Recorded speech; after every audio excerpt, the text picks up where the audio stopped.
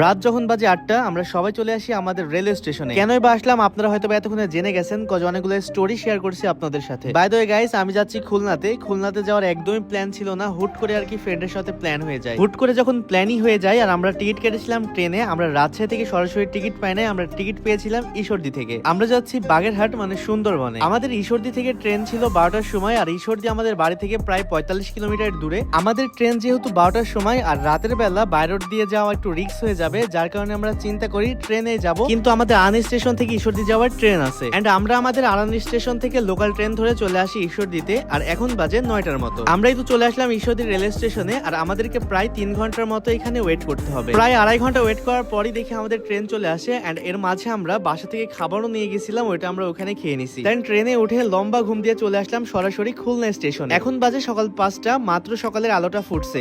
আমরা স্টেশনের বাইরে দাঁড়িয়ে থেকে একটু চাটা খেয়ে নিলাম। এরপর আমরা চা খেয়ে 10 টাকা করে অটো ভাড়া দিয়ে চলে যাচ্ছি সোনাডাঙ্গা বাস স্ট্যান্ডে। এই তো চলে আসলাম সোনাডাঙ্গা বাস স্ট্যান্ডে, আর এত সকালে কোনো বাসই যাবে না, সব বাস 7টা থেকে ছাড়বে। এখানে আমরা প্রায় 1.5 ঘন্টার মতো বসে থেকে ওয়েট করি, দেন 7টার সময় আমাদের বাস ছাড়ে। আর এত সকালবেলা খাইতেও ইচ্ছা করতেছিল না, তাই আর কি আমরা কোনো খাওয়া দাওয়া করি নাই, এক জায়গায় বসে থেকে ওয়েট করে দেন আমাদের বাস ছাড়লো। আমরা এখন যাব মোংলা বন্দরে, আর আমাদের বাসের টিকিট নিয়েছিল 110 টাকা করে। 110 টাকা ভাড়া গুনে চলে আসলাম মোংলা বন্দরে। এইখান থেকে আমাদেরকে এখন ফেরিতে করে ওই পাশে যেতে হবে। এরপর এইখানে আমরা ফেরির জন্য ওয়েট করতেছিলাম, এন্ড ফেরির ওই পাশে গেলে আমাদের জন্য গাড়ি পাঠাবে, মানে আমরা যে কটেজে উঠছিলাম সেইখান থেকে। এই তো চলে আসলাম ফেরির উপরে। এইখানে দেখি যে ট্রাক বাস থেকে শুরু করে সবকিছুই পারাপার হচ্ছে, আর এইখানে পারাপার করতে নিয়েছিল 10 টাকা করে। যাত্রী এবং মালবাহী গাড়ি লোড হওয়ার পরে ফেরিটা ছাড়লো, আর ওই পাশে যেতে আমাদের মোটামুটি 15 মিনিটের মতো সময় লাগছে। আর ওয়েদার তো দেখতেই পাচ্ছেন, আকাশে অনেক মেঘলা হয়ে আছে, না জানি কখন যেন বৃষ্টি আসে। তবে এটাতে করে নদী পার হইতে গিয়ে যে ঠান্ডা বাতাস এক অন্য রকমের প্রশান্তি দিচ্ছিল। এরপরে আমরা ফেরি থেকে নেমে চলে আসি একটা খাবারের হোটেলে,